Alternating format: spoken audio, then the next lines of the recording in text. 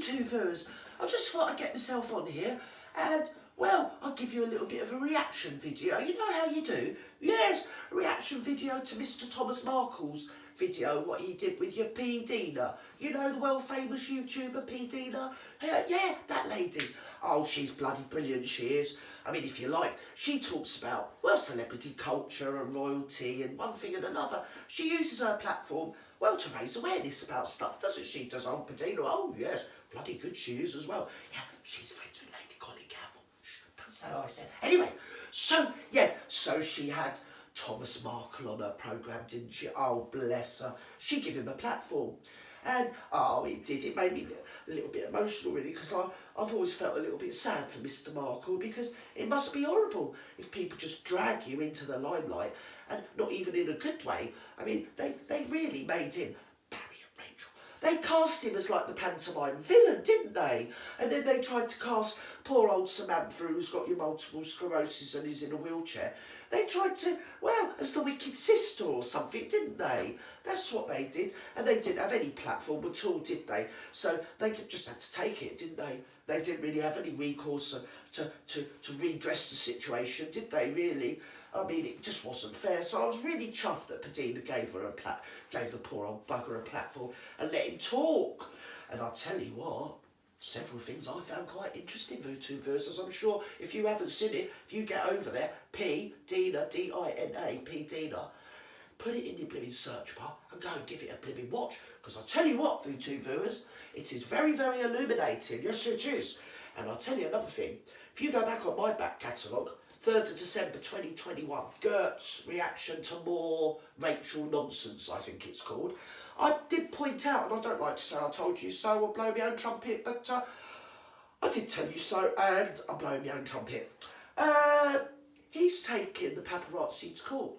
And he's of the exact opinion that I arrived at, VTubers, that little minx sent those paparazzi on him before the wedding, purposely. So, as I've said before, she didn't have to have a little illusionary fairy tale story about some rags to riches ghetto sort of hoe that's been, well, rescued by Ginger Barry with his little baldy bonds. Yeah, him. So, yeah, and, well, basically it was just a load of old tosh, wasn't it? She set the blimmin' paparazzi on Mr. Thomas Markle, and he's taken the paparazzi to court. Yes, yeah. Turns out that Meghan's not the only person that can go around taking people to court, VTubers. Yes, yeah.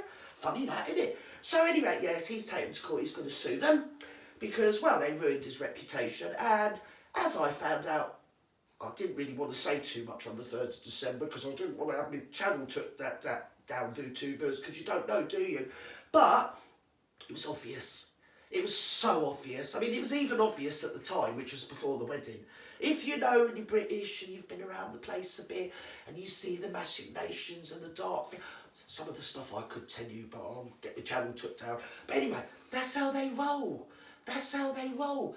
Yeah, I knew it was obvious she'd sent the paparazzi over, then she could say, oh, look what you've done.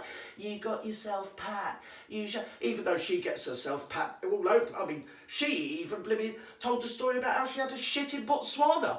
I mean, there's no part of her life that she doesn't blimmin' spread all over the news. But no, when poor Mr. Markle, who didn't really know how to handle these situations, when he got himself papped, well, that gave her the justification to just drop him. And she needed something to other him. You know how these bullies do, especially these lefty bling crankies they are, aren't they? Ego. They're just children that are just ego-centred children that have never bloody grown up, really, aren't they?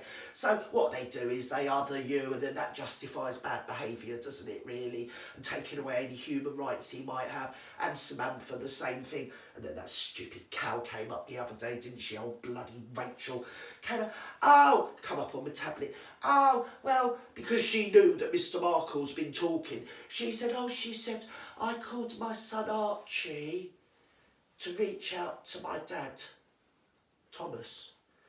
So, I mean, you couldn't make head nor tail of it. She's obviously bleeding cuckoo, isn't she? And funny, because we thought you just named your son Archie because it was Prince George's security blimmin' name. And you just did it, well, to be a bitch, really. But never mind. So, yeah, so anyway, it's all come out. He's taking them to court. And there's another one as well that I've never mentioned before. All that in the press about about a year, 18 months ago, about apparently William having a little liaison with one of his wife's friend, that Rose Hanbury. And I'll tell you now, Voodoo viewers, that stunk of blimmin' Rachel and Barry at the time. It stunk last year and it still bloody stinks now.